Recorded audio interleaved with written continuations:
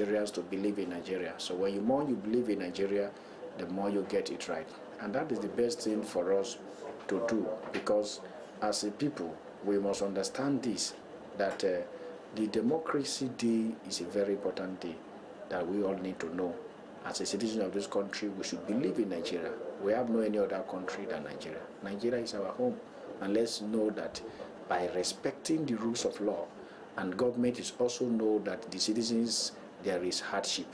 Government should also look at policies that are going to reduce the hardship of the country, because the economic situation of the country, the present economic reality is not easy for Nigerians.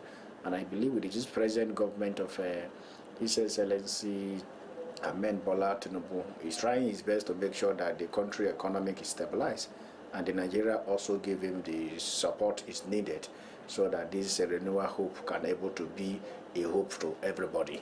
And I believe this is what I can say, because whether we like it or not, the 6 geopolitical zones need to work together, which is the northeast geopolitical zone, the north central geopolitical zone, the northwest geopolitical zone, then the south geopolitical zone, the southeast geopolitical zone, and the southwest geopolitical zone. Politics should not divide us, and we also that politics is a game of interest. But what I can advise every politician is that the interest should not jeopardize the interest of Nigerians, because the interest of Nigeria is the country. One man interest should not jeopardize the majority interest, because the more we work together as one united people, we get it right. And I want to say the Democracy Day is a day of reflection of who we are, where we are going, and where we are today. And if we want to compare from the past administration to today, yes, the more things are not going right for some persons, but I believe that everybody is still working out to make sure that the country economy should stabilize, so that this high cost of living should be reduced. If you look at it, I also say something every time, that the market structure is also one of the problems. Those who are not even selling, who are not importing goods from the abroad, we say dollar. Those who don't even have connection with anything, we say dollar. So to the extent that even people who are selling pure water are talking about dollar. So what concerns dollar with naira? We are not using dollar as a country. As in Nigeria, our currency is naira. So we should be talking about naira. And if we talk about naira, then our currency will be valued. Instead of devaluing our currency, it's naira that we operate. I believe every man and woman, youth and every other persons of Nigeria citizen should believe in Nigeria. As for me, I believe in one Nigeria. I believe that Nigeria will be better for all of us. And all of us need to work together to make the country better for all of us.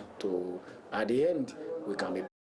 June 12, 1993 has become a beacon of democracy for Nigeria and Nigerians. This day, Pastor Abraham Olorushola believes it is a call for genuine change of attitude from citizens and leaders as a mark of honor and reconciliation. This will serve as an avenue to reach the unreached in Christ Jesus. Secondly, we need to serve humanity. And so this commission has put it upon ourselves to ensure that the commissioning goes along with meeting the need of the less privileged. Rotimi Ajayi and other clergy said the soul of a nation is as good as spirituality and actions of citizenry and her leaders. Thus, the need for the mutual support between the clergy and leaders alike for the growth of any nation. Like June 12 now, by the grace of God, somebody makes sacrifice. But the problem that we have is that people that are supposed to identify with that June 12, they did not. So the same way with this ministry now, God have called this man to this ministry now. Some people that are supposed to support him to make sure that he do this work well now may not be there to be able to support him. He has to focus his attention on God. The advice for them is to have patience. They will pass through a lot of challenges. They should carry everybody along. As a nation, we need to move closer to God because things are tearing apart. We need to move closer to Him. God is being established in the heart of men. All this problem will be solved. As Nigerians celebrate June 12, 1993 as a mark of the beginning of true democracy for Nigeria, it is hoped the nation will experience greater prosperity as a reward for the first credible, free and fair elections ever, which culminated in the annulment and death of the then president-elect, Chief Moshood Kola Abiola, in detention. Anthony Momodu reporting for Global Television News.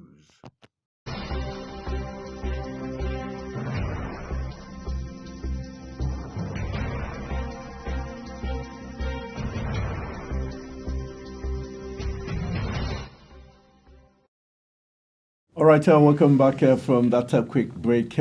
Getting feelers from Nigerians, what they think about Democracy Day, even from the clergymen also knows that Nigeria has to draw closer to God for us to get it right. We have in the live studios our guest, and another person was Suleiman Mande, who is the program officer of the civil society, talking about CISLAC, right here in the Federal Capital Territory, to help us look at the role of civil society organizations in the 25 years of Nigeria's democratic journey. How well have they done is what we're looking at, and what the future holds for us. Good morning, and thank you for joining us. Good morning. Good morning. Thank you for being here. Thank you. All right, Chimamontin said you had the first salvo for him. No, not really. I just wanted to know. No, let's talk about civil society. Of course, we know what they bring to the table and all of that. But let's look at the templates now. In this, we've celebrated 25 years of democracy in Nigeria at about this point, and we know when individuals are given appointment when it comes to governors. There's this particular template. We only look at the governors when they construct a road out of the 100 roads in which they have in their constituency or their domain. Now, civil society, what template do you have to actually, give that, rate a particular individual, let's say a governor or a minister, that is doing the right thing when it comes to giving back to society as a whole? As civil society, how do you rate that on that template on its own? All right, thank you very much, and happy Democracy Day to Nigerians. I think this is an important question, and what I will say as regards this is the fact that, we look at things from the perspective of the citizens. What I mean by this is that, it's only the satisfaction of the citizens as regards to service delivery by the government will determine the level of good governance being delivered by the state governors or even the federal government. So the key performance indicators, there is what we call key performance indicators, and mostly what we look at is how well do the citizens fare? How does service delivery by the government improve the welfare of the citizens, socially, economically, and politically?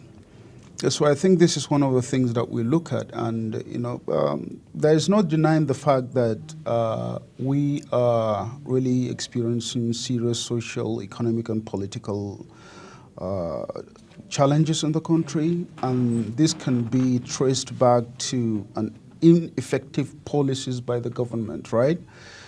So what I can say is that the level of satisfaction of the citizens in terms of their welfare informs how we rate government when it comes to service delivery in terms of social, economic, and political advancement of the citizens. Okay, let's look at looking at from 1999, Obasanjo's era to Yar'Adua, to Goodluck Jonathan, to Muhammadu Buhari, and now Ahmed Tinubu. How would you rate the role of civil society organizations?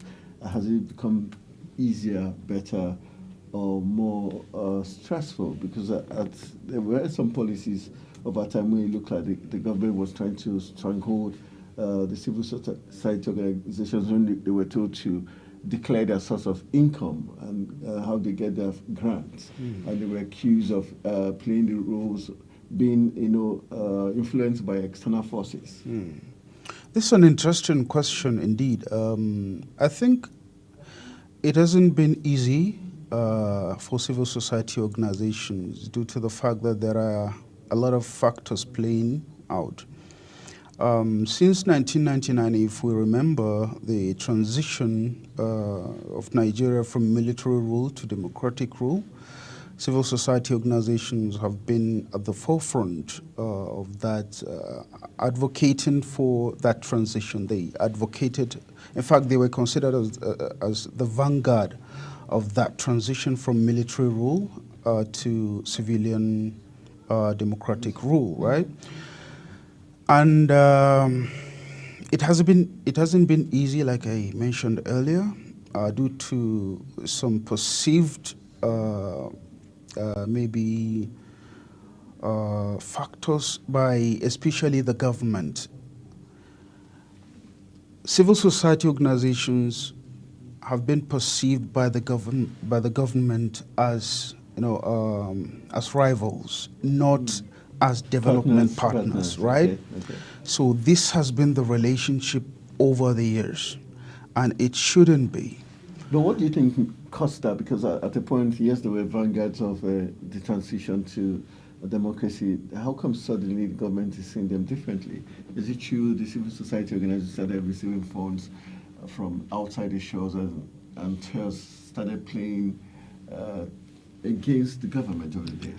Of course, you know, civil society organizations are independent organizations, right? And by independence, I mean that, you know, their sources of funds comes majorly from donor organizations, right? Local or international. And so sometimes the accusation of the government is that these donors have their own agendas. So they give you these monies to promote these agendas, right? So to some certain extent, some maybe organizations do go out of line with the agendas of the government, which is not good. But what I will say is that most civil society organizations promote democratic governance principles. Okay. So if we say we believe in democracy, then it is not out of place, of course, to receive funds from other sources that will promote certain principles that we say we believe, right? Okay.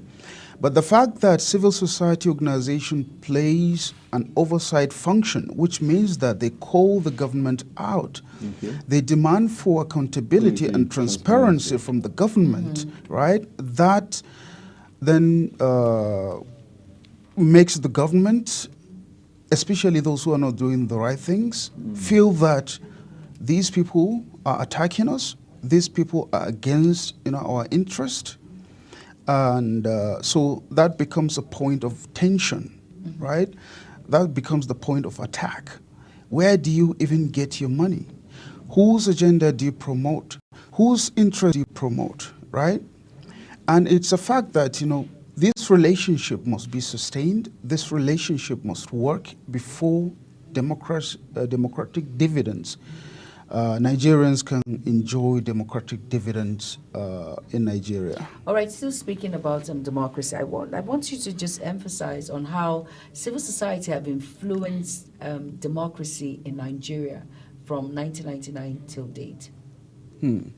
So civil society organizations, like I mentioned earlier, played a critical role in Nigeria's democratization and in the Nigerian transition from military rule to civilian rule. So there are a lot of activities or processes that we follow in order to strengthen, enhance democracy in Nigeria. For example, we do a lot of advocacies. We do a lot of, capacity building, workshops, seminars, all that with the aim of building the capacity of citizens and other civil society, especially local civil society organizations, in order to demand for good governance, respect for the rule of law, protection of human rights, and improving the welfare of the citizens by the government, which by extension means that demanding citizens to take the center stage in demanding transparent accountability and transparency from the government. So this has been the role that we've been playing since that time, and this has been our work, and this is something that we are determined to continue. Like I know challenges, civil society, they have their own challenges, but how are they able to overcome these challenges to continue their impact in the democratic process in Nigeria? Despite all of these challenges, how do you create that balance of transparency, of just creating that balance in this democratic process? Well, you must have passion in everything you do. Without passion for the work, you cannot be able to overcome the challenges. Of course, there are a lot of challenges, especially like I mentioned before, the tension between the government and civil societies. So it begs the question that we have the determination to keep going. We have the determination to do what is right, regardless of the challenges we face. And some of the ways we overcome these challenges is the fact that we receive support from the citizens. We receive support from other civil society organizations, especially local CSOs. So these kinds of support give us inspiration and motivation to carry on, right? Okay. And of course, donor agencies at the same time give us a lot of support, not necessarily financial, but of course in terms of the motivation to keep pushing. All right. I'm sorry, Anthony. Let me just quickly ask this question now. Now, let's look at it critically now. We know what the impact civil societies have made in Nigeria. Now, let's talk about the trillions of naira that was put into this coastal highway, and we're still awaiting that.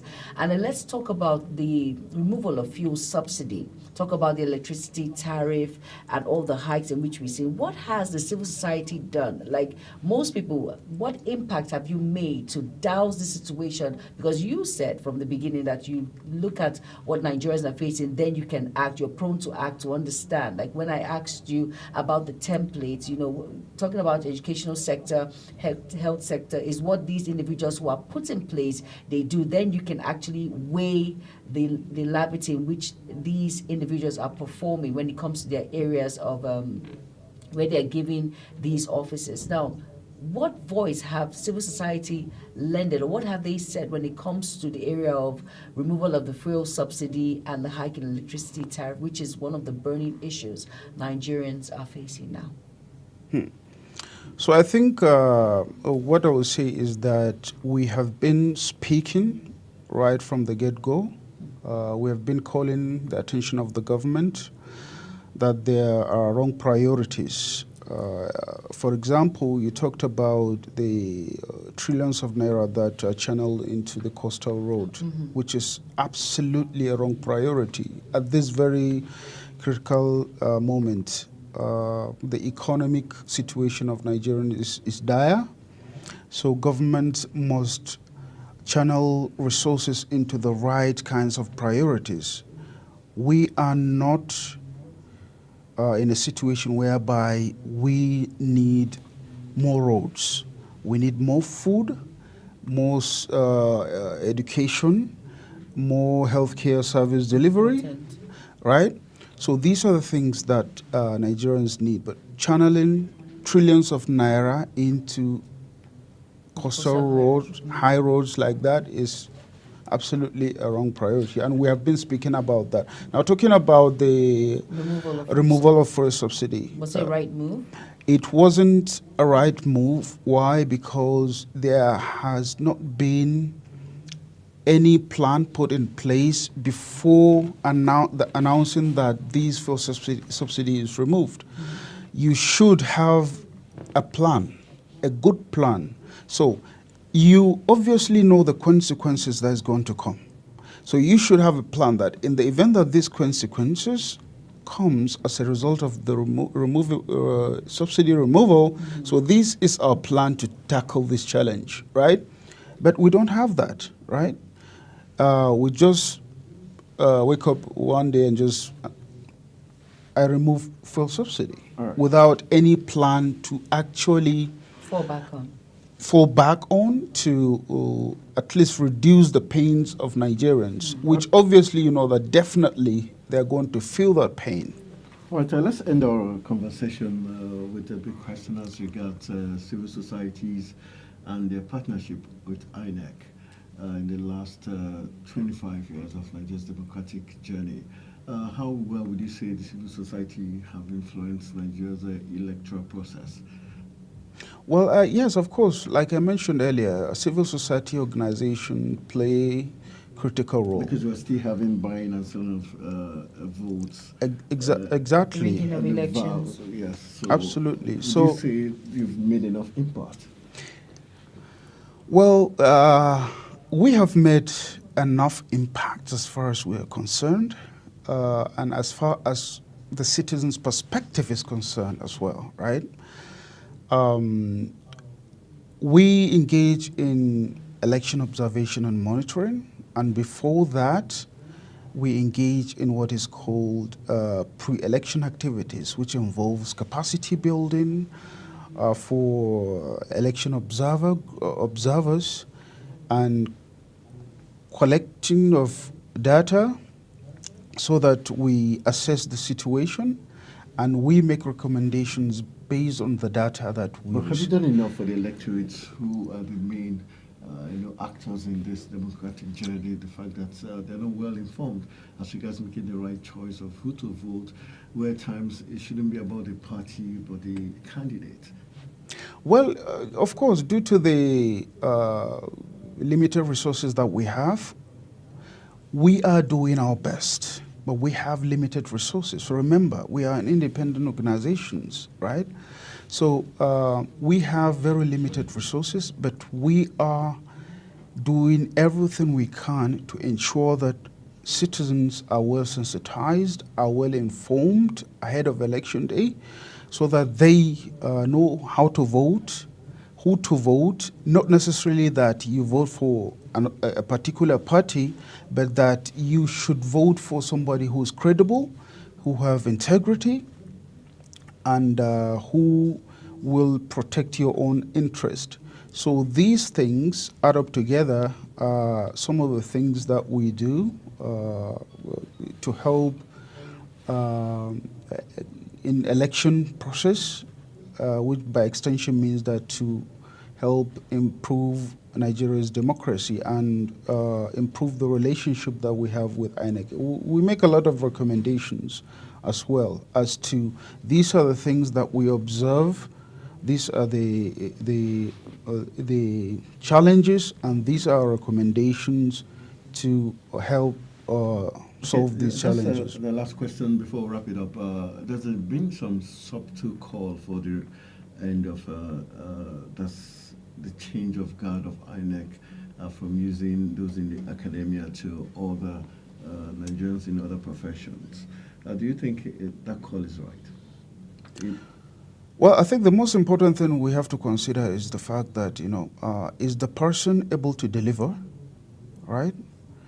Service delivery is... Has Mahmood delivered? Professor Yakubu Mahmood. Well, yeah, in some aspects he did, but in many aspects, according to our reports... So you score him over 10, or will you score him? Well, I think maybe 3 or 4. Over 10? Over 10, yeah. Okay. 3 or 4 over 10. All right, so that's the scorecard for Professor Yakubu Mahmood, 3 over 10. That's what the civil society organizations of Nigeria have scored the INEC chairman in terms of performance. And that's how we're going to call it a wrap on today's this segment of our discourse. I want to say thank you to Suleiman Mande, who is the program manager of Civil Society Legislative Advocacy Center, CISLAC, for a great job they are doing, trying to put the government on its toes and making sure we follow the democratic principles as globally accepted. And so we'll be going for another quick break. When we return from the break, it will be time for us to look at the judiciary, the role they've played in Nigeria's democratic journey.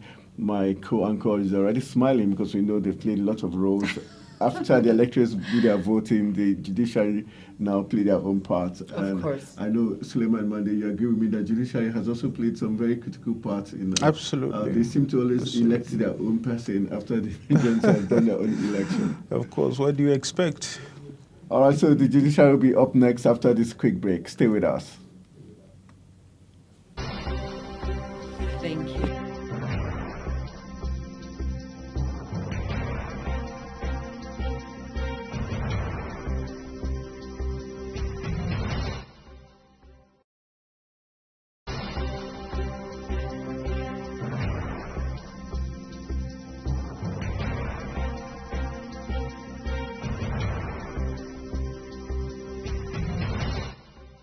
With every government and introduction of new policies, businesses of all kinds and sizes seize the opportunity to evolve and redefine themselves. Business Point on Global Television is where we follow the money and put the facts and figures right in front of you. Watch Business Point every Monday through Friday at 11 a.m. as Kikelamo Okeri tracks all the latest developments across critical sectors. Business Point, this is business. In an ever-busy world, the increasing challenge of keeping track of health matters can be extremely demanding. Follow the latest health tips and trends on Health Guide on Global Television on Tuesday at 3 p.m. Health Guide on Global Television. Put your health first. Are you a food lover? Do you care about your health and nutrition? Are you interested in exploring the diverse culinary traditions from around the world? Then look no further. Introducing Lunch Global on Global Television, the show that takes you on a delicious journey through the world of food, nutrition, and diet. So, whether you're a seasoned foodie, a health enthusiast, or simply curious about the world of food, Lunch Global has something for everyone. Tune in Mondays to Fridays and let your taste bud take you on a journey of flavor, culture, and discovery on Lunch Global. Bon appetit!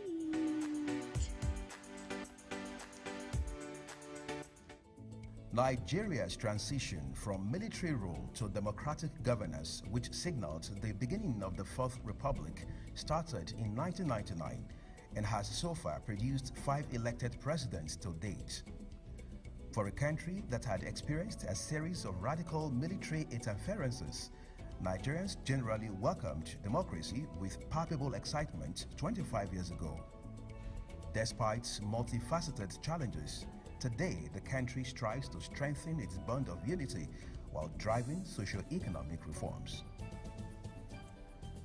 While insecurity has been particularly difficult to address, government after government has made wide-range efforts to tackle the menace. The practice of democracy has also presented the country the opportunity to resolve key foreign policy issues and created diplomatic channels to reopen and strengthen bilateral ties beyond Africa.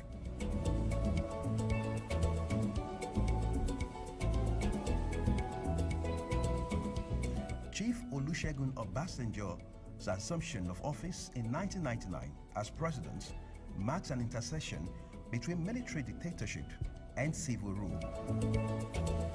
On May 1, 2007, Umaru Musa Yar'Adua succeeded Olusegun Obasanjo, cementing a smooth transition between two civilian administrations.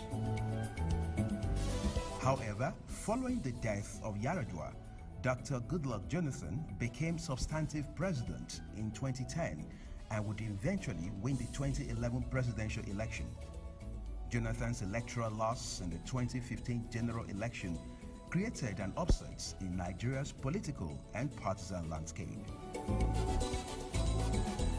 Muhammadu Buhari, who had won the 2015 presidential election, spent the 8-year period spanning May 29, 2015 and May 29, 2023 as Nigeria's president. Bola Ahmed Tinubu assumed office on May 29, 2023, making him Nigeria's 5th and incumbent president.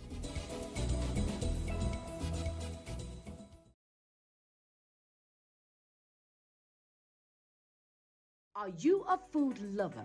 Do you care about your health and nutrition? Are you interested in exploring the diverse culinary traditions from around the world? Then look no further.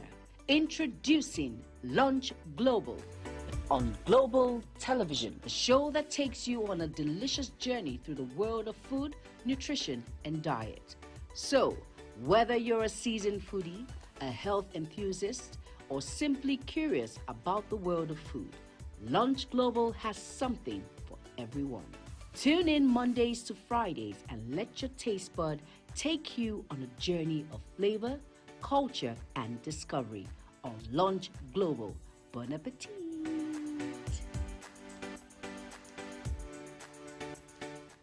Time check. It's midday. Then it's Midday Discourse. Midday Discourse is a program that covers trending local and international news, current issues, and human-related topics. Join Samuel Odi weekdays 1 p.m. on Global Television. The discussion starts here. It's time for sports' biggest moments on Global Television. The headlines, scores, breaking news, and commentaries on sporty events. Talking with the biggest players, strikers, and about the slam dunks and goals, stunning saves, near misses, and upsets. Let's talk about the greatest home runs, comebacks, knockdowns, and victories. Talk sports with the king of sports, Anthony Momodu. Weekdays, 10 a.m. Don't miss out. June 12, 1993 has become a beacon of democracy for Nigeria and Nigerians.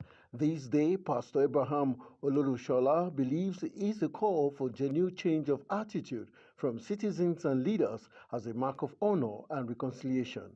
This will serve as an avenue to reach the unreached in Christ Jesus.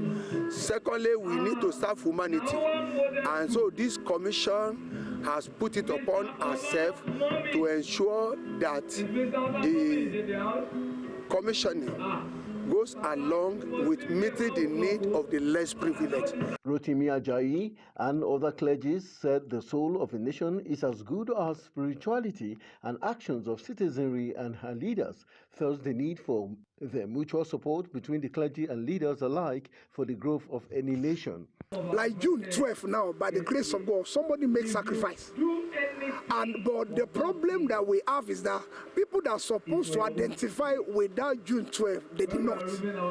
So the same way with this ministry now, God have called this man to this ministry now. Some people that are supposed to support him to make sure that he do this work well now may not be there to be able to support him. He has to focus his attention on God. The advice for them is to have patience. They will pass through a lot of challenges. They should carry everybody along. As a nation, we need to move closer to God because things are tearing apart. We need to move closer to Him. God is being established in the heart of men.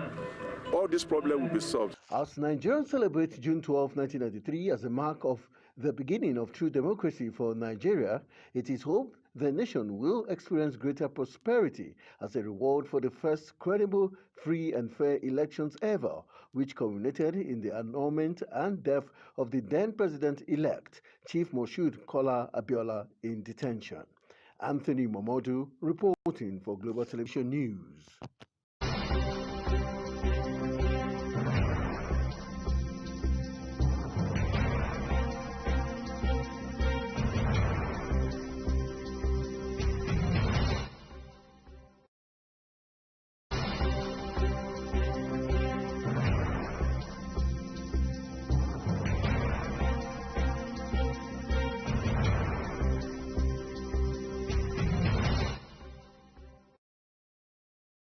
Welcome back from the break. You're still watching Africa's Finest Breakfast Show. We are this is the business end of Global Morning, and our last talking point, focusing on the judiciary, the strategic role the judiciary has played in 25 years of Nigeria's democratic journey is what we're looking at. No better person but Kester Elebesunu, who is a legal practitioner right here in the Federal Capital Territory, to help us look at the journeys thus far.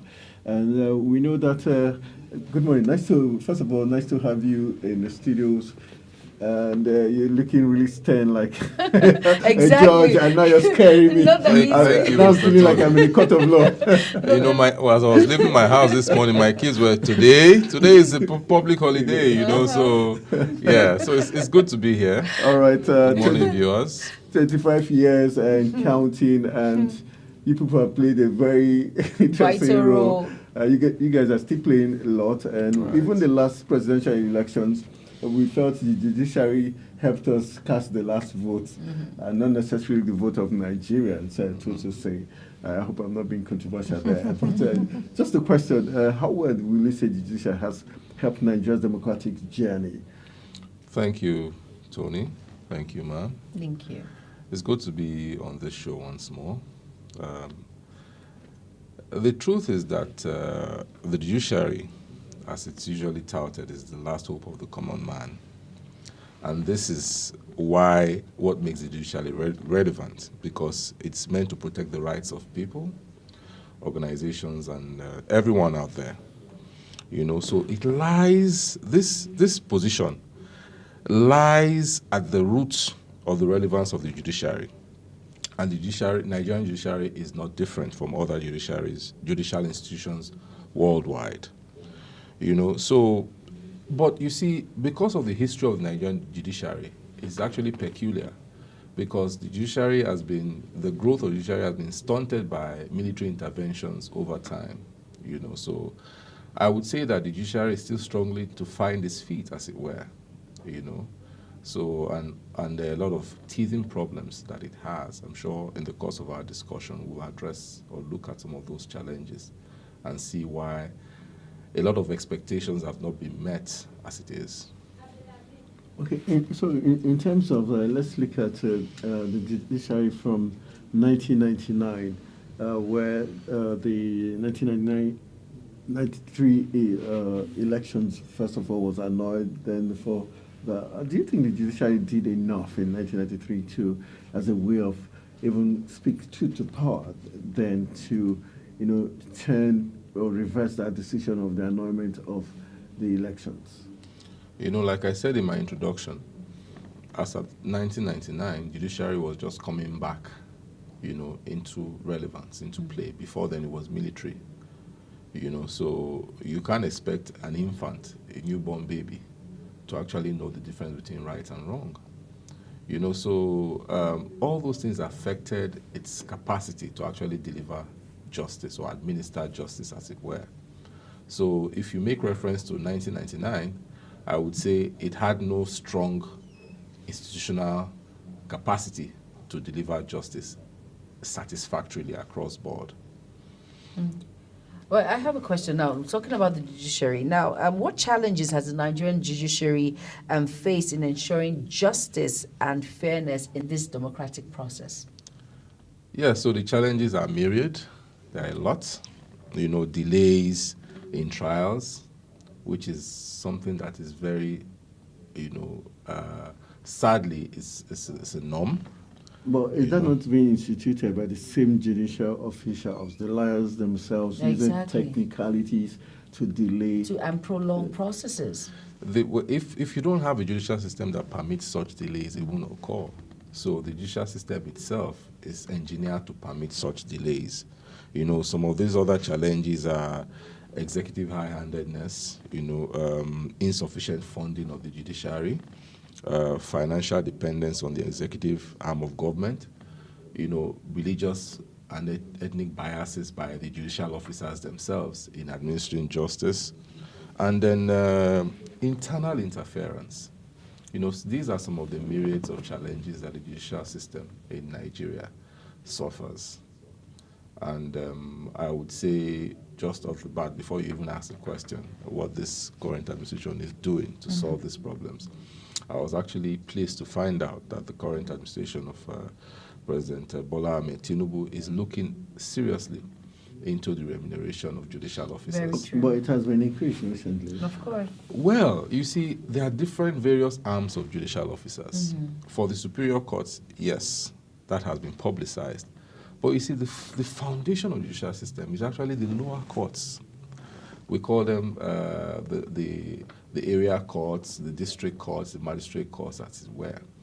That is where the bulk of cases, that is where the common man feels the pulse of our legal system, of our judiciary.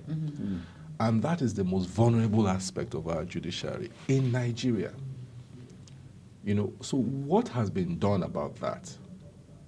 So if there is going to be judicial reform, it doesn't start from the bottom up. So it's good that the superior judicial officer's remuneration is being looked into.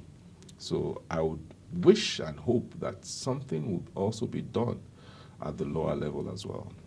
Okay, aside that, can we look at the political class, the political parties? How have they also helped make the judiciary not strengthened enough to be able to deliver justice? This comes into the challenge I referenced earlier of interference, you know, and then corruption. Sadly, there's been cases where judicial officers have been induced, you know, to tilt the wheel of justice, especially in election-related matters, you know, and it is a sad occurrence. But I think that the National Assembly over time has tried to tighten the noose of electoral reform in Nigeria. So we hope that going forward, the National Judicial Council will look into issues or reports of judges who have been compromised in that regard. I think they are doing a lot to do that. Okay, in terms of, you made mention of those at the lower cadre. Yes. For you, in terms of even getting the right persons now, the quality of the lawyers, how would you describe that? Do you think it's also been affected? Has it improved over time in terms of the quality of lawyers churn out of our schools that go to the court to bar and all that? How would you assess them in the last 25 years? Well, the Council for Legal Education is doing a yeoman's job in terms of improving the curriculum of our legal education. You know, but I have noticed that, especially in my time, the practice was far different from the theory in school. So we had to unlearn and relearn in practice. And that's why lawyers are actually advised. Can you tell us what we learn in the law school classroom is different from what we see. Can you give us an example so that we know where we are getting it wrong or why it seems some lawyers have compromised? When you see conflicting rulings, you begin to wonder, are these people saying, because there are some cases that seem very obvious, you don't have to be a lawyer to know that this is where the justice or the ruling should teach to us. But you just see go completely opposite and you begin to wonder, did this person go through the law school? Because we expect lawyers to have some bit of integrity. In as much as integrity is not taught. Yes, so integrity is not taught. For it to be induced, it means you don't have it at all. Then there are times when, okay, if you're induced, you can, people might say, okay, they understand why. Or probably your hands are tied and you have to get induced. But there are some cases that are so obvious that you know that even if you get induced, you giving that ruling will obviously make you a very bad lawyer or judge. No, well, let's not get it twisted. Like the Kanu case, for instance. Let's not get it twisted. The judicial officers are different from the lawyers who practice in the courts. Judicial officers are judges. They started as lawyers. They are judges. The lawyers are the ones practicing. So you are making reference to judgments by judges, right? Yes. And juxtaposing it with law school, with what you learned in law school and all that. Yes. We just talked about how the challenges have affected the process of practice, both at the level of the judges, at the level of the lawyers. And we also highlighted the fact that lawyers, for selfish reasons and selfish interests, actually cause delays because the system permits it. Then we looked at the fact that judicial officers can be induced by corruption and religious sentiments and all those things, and also because or superior judges or senior judges can unduly influence their positions. And the fact that electoral litigation, electoral cases are some of the areas in which, because of politics, the type of politics we play in Nigeria is dirty politics. It has come into the judicial system, and they've tried to influence judicial officers to give judgments that support their electoral or their political leanings. Yes. So it's all about the challenges that we are facing. We are first Nigerians before we are lawyers and judges. Very true. And Nigeria, our value system in Nigeria has been so eroded that whether you're a lawyer, you're a mechanic, you're a policeman, you're a pastor, or whatever, the fact that you're a Nigerian and you face these challenges means that you will be a Nigerian as a lawyer, you will be a Nigerian as a judge, you will be a Nigerian as a pastor. If you are a corrupt Nigerian, whether you're pastor, lawyer, mechanic, it will play out, right? So it's how the value system affects every facet of our lifestyle, of our lives, of our vocations, and of our professions, right? So, but I agree with you, as lawyers we are called learned, and it is expected that our ethics stand us out as people who uphold justice, irrespective of the environment we find ourselves. But unfortunately, in reality, that has not been the case. But I tell you, we have enough education, enough motivation as lawyers to stand for the truth, to stand for the right. And there are a lot of lawyers out there who advocate for justice. There are a lot of judges out there who advocate for justice. So I would say that, and I believe that all is not lost. Even at the senior levels, you see erudites and popular judicial activists, popular lawyers, standing up to power and speaking the truth. You see the likes of Femi Falana and Ozekome and the rest of these are lawyers. So I think in spite of the fact that there's a lot of challenges, we have persons in the system who are actually doing what is necessary. All right, let's look at the current administration. How well would you say the judiciary has done? If you were to take a scorecard from 1999, from Obasanjo's reign to Yar'Adua, Goodluck, and Muhammadu Buhari, and now, how would you score the judiciary? And how would you score Nigeria's democratic journey? Well, and what's your expectations for the future? The democratic journey is separate from, that's politics. That's not the judiciary. But there's an intertwine, an interplay.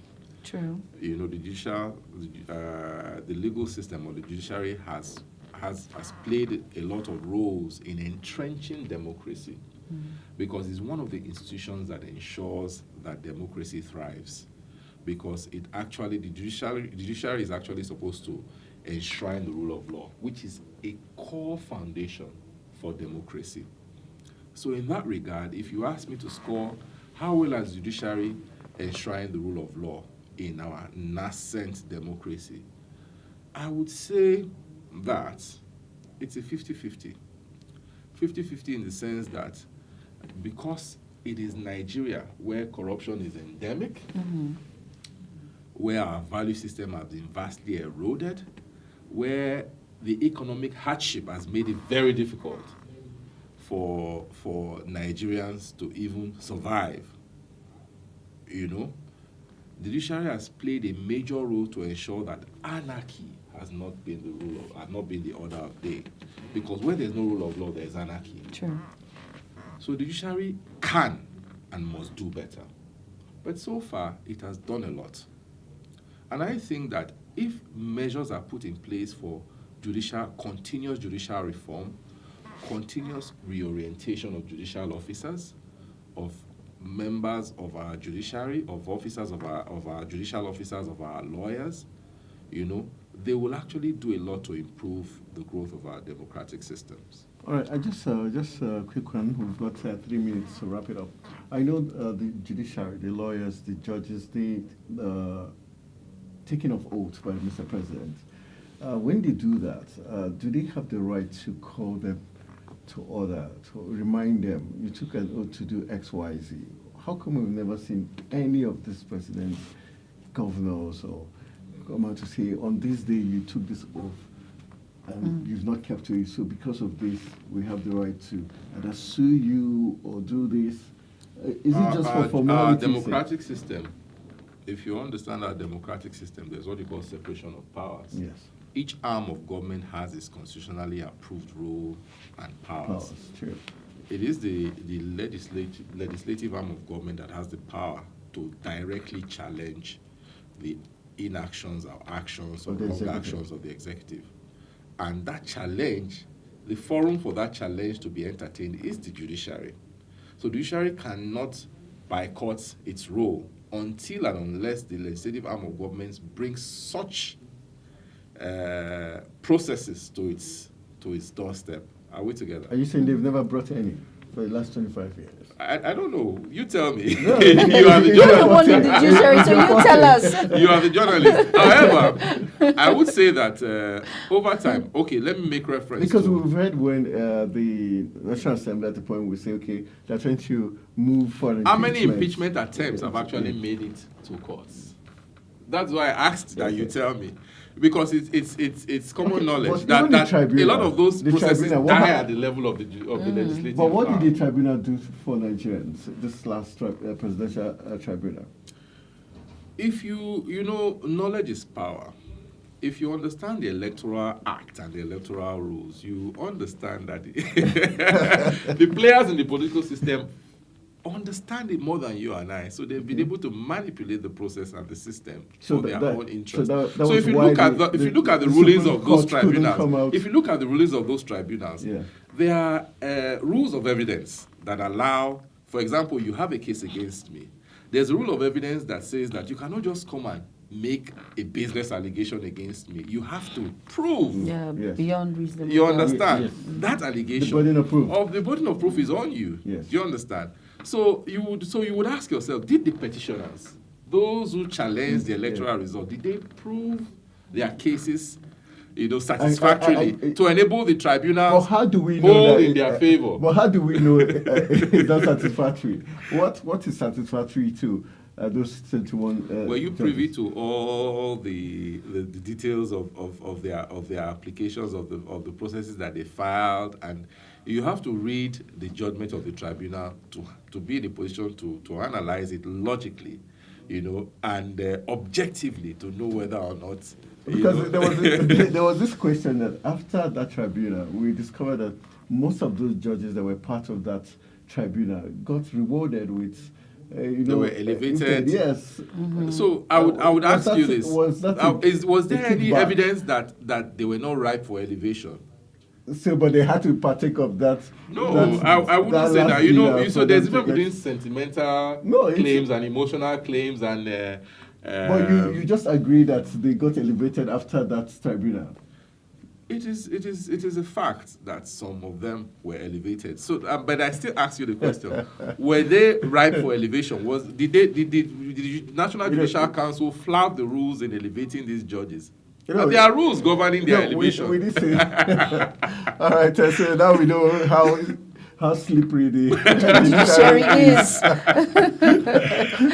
All right, on that very interesting note, I want to say thank you to Kester Sunu, who is one of Nigeria's finest lawyers, also giving us a clue to how technical they can be. You can catch them, they're slippery. They're very slippery. That's why they're learned, and the rest of us I don't know what the rest of us are. What are the rest of us? You are learning. You are learning. All right, take this to the bank. We have the learned ones. We are learning. We're just learning. All right, so on that very joyful note, we want to say Happy Democracy Day to all Nigerians across borders in Nigeria and outside the shores of Nigeria. I want to say Happy Democracy Day. And thank you for being part of Africa's Finest Breakfast Show. This where we will be calling it a wrap. And I know Juma Manti has some last words for us before we say goodbye. All right. Thank you all so much for being a part of the program. And thank you so much, Kester. And Happy Democracy Day. Let's make the best out of it. And remember, let's be hopeful. Better days are ahead. And of course, I am Jumai Manson. Thank you all so much for being a part of the program. Have a wonderful morning ahead and happy celebrations. Right, Anthony? Yeah. Good morning, everyone. See you on the other side of the party. Good morning. Good morning.